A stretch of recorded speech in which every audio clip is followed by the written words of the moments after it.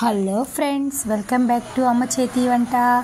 ఇవాళ స్పెషల్ ఏంటంటే street foods rice, gobi rice. అయితే చైనీస్ ఫుడ్ ఫ్రైడ్ రైస్ కంటే కూడా మన స్ట్రీట్ ఫుడ్ రైస్ ఎక్కువగా చాలా అంటే చాలా బాగుంటుంది.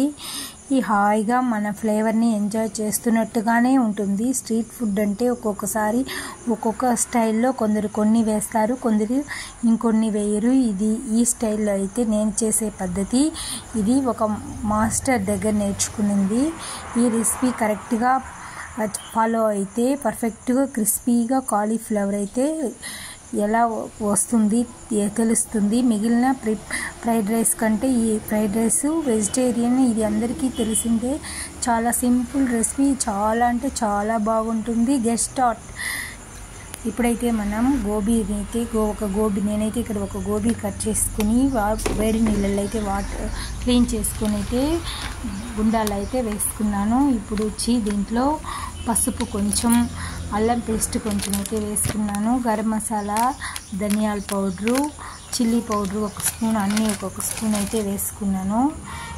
ఇందులో సాల్ట్ కూడా అయితే ఒక స్పూన్ అయితే వేసుకుని దాన్ని బాగా మిక్స్ చేసుకోవాలి. అందులో ఉండే వాటర్ అయితే కలుపుకోవాలి ఫస్ట్. అది వాటర్ చాలకపోతే కొంచెంగా వాటర్ వేసి, సాల్ట్ తగినంత వేసి, కొంచెం కొత్తిమీర కానీ కరివేపాకు కానీ ఉంటే వేసుకొని బాగా మిక్స్ చేసుకోవాలి.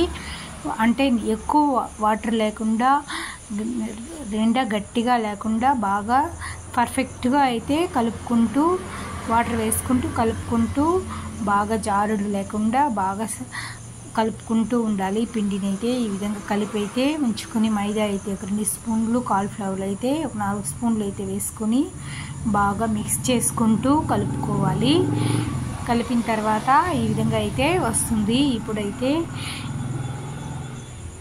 నిండా వాటరు లేదు, ఎక్కువ వాటర్ లేదు, ఎక్కువ గట్టిగాను లేదు. ఇప్పుడైతే ఇక్కడ బాండాలి పెట్టి ఆయిల్ అయితే వేసుకునేసినాము. ఆయిల్ ఫుల్గా వేడెక్కినాక స్లోగా పెట్టి ఆయిల్ స్టవ్ అయితే సిమ్లో పెట్టి కాలీఫ్లవర్ అయితే వేసి వేయించుకున్నాం. ఏమంటే అప్పుడే కాలీఫ్లవర్ సిమ్లో పెట్టి వేయించితే బాగా క్రిస్పీగా ఉంటుంది. బాగా వేగినాక ఆయిల్లో తీసేటప్పుడు ఎక్కించి తీస్తే క్రిస్పీగా లోపలంతా బాగా ఉడికినట్టుగా బాగుంటుంది. ఇక్కడైతే క్యాబేజీ, క్యారెట్, కొత్తిమీర అయితే తరిగి పెట్టుకునేసినాను. క్యాబేజీ అయితే రెడీగా ఉంచుకున్నాను. కొత్తిమీర కూడా అయితే రైస్కి రెడీగా కట్ చేసి అయితే ఉంచుకునేసినాను. ఈ విధంగా ఉంచుకున్న తర్వాత ఇప్పుడు మనం ఐరన్ కడాయి అయితే, దీనికైతే టేస్ట్ ఐరన్ కడాయిలో ఈ రైస్ చేస్తే చాలా సూపర్ టేస్టీగా ఉంటుంది. ఇందులో ఒక 3 స్పూన్ ఆయిల్ అయితే వేసుకుని గోబీ అయితే కొంచెం మీడియం సైజులో అయితే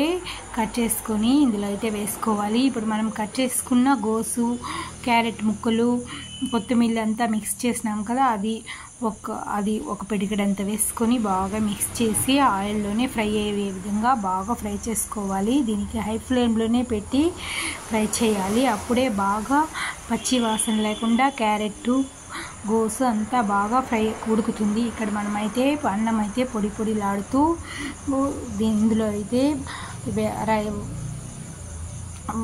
ఆయిల్ కొంచెం వేసి అయితే ఉడికించుకుంటే రైసు పల్లపల్లాని వస్తుంది. ముద్ద కట్టకుండా పల్లపల్లాని రైస్ ఉంచుకున్నామంటే ఆ రైస్ని ఇందులో 1 కప్పు రైస్ అయితే వేసుకుని బాగా మిక్స్ చేసుకోవాలి. ఇప్పుడైతే స్టవ్ హై ఫ్లేమ్లో అయితేనే ఉంచుకోవాలి. హై ఫ్లేమ్లో ఉంచుకొని మిక్స్ చేయాలి. ఇప్పుడు బాగా కలిపేసినాక రైస్, ఇప్పుడు మనం సాల్ట్, నేనైతే ఇక్కడ కొంచెం టేస్టింగ్ సాల్ట్ కూడా అయితే వేసినాను, టేస్ట్గా ఉంటుంది కాబట్టి. మీరైతే స్కిప్ చేయొచ్చు. తర్వాత కారం, 1/2 టీ స్పూన్ కారం, 1/2 టీ స్పూన్ గరం మసాలా, ఇప్పుడు ఒక చిటికెడంతా మిరియాల పొడి, బ్లాక్ పెప్పర్, ఒక చిటికెడంతా వైట్ పెప్పర్ అయితే వేసుకొని రైస్ అంతా బాగా కారాలు, మసాలాలు అయితే పట్టించే వరకు హై ఫ్లేమ్లో పెట్టుకొని స్టవ్ బాగా ఫ్రై చేసుకోవాలి. ఇదంతా బాగా మిక్స్ అయినాక బాగా ఆ వేడికి ప్రతి మెడుకు ఉడుకు పట్టాలి. ఆ విధంగా అయితే హై ఫ్లేమ్లో పెట్టుకుని బాగా వేయించుకున్న తర్వాత సోయా సాస్ అయితే 2 స్పూన్లు అయితే వేసుకున్నాను ఇందులోనే. ఇప్పుడు అదే హై ఫ్లేమ్లో మంట పెట్టి బాగా రైస్ని అయితే కుక్ చేసుకుంటూ ఉండాలి. బాగా కలపెడితే రైస్ అయితే బాగా వేడిగా వస్తుంది, చాలా సూపర్ టేస్టీగా కూడా అయితే వస్తుంది. ఇప్పుడైతే రెడీ అయిపోయింది మనకు గోబీ రైస్. చివరిగా కొత్తిమీర అయితే అందులో వేసి కలుపుకుంటే టేస్ట్ అయితే చాలా అంటే చాలా సూపర్గా ఉంటుంది. ఈ వీడియో నచ్చితే ఈ విధంగా చేసుకుంటే మీరు నచ్చిందా ఈ రెసిపీ అయితే మీకు ఈ రెసిపీ ఎలా ఉందని మీరు దయచేసి చూడండి. ఎలా ఉందని అయితే కామెంట్ చేయండి. ఈ వీడియోకి లైక్ చేయడం మాత్రం మర్చిపోకండి. ఈ వీడియోకి ఒక లైక్ చేసి సబ్స్క్రైబ్ చేసుకోండి. Thank you for watching.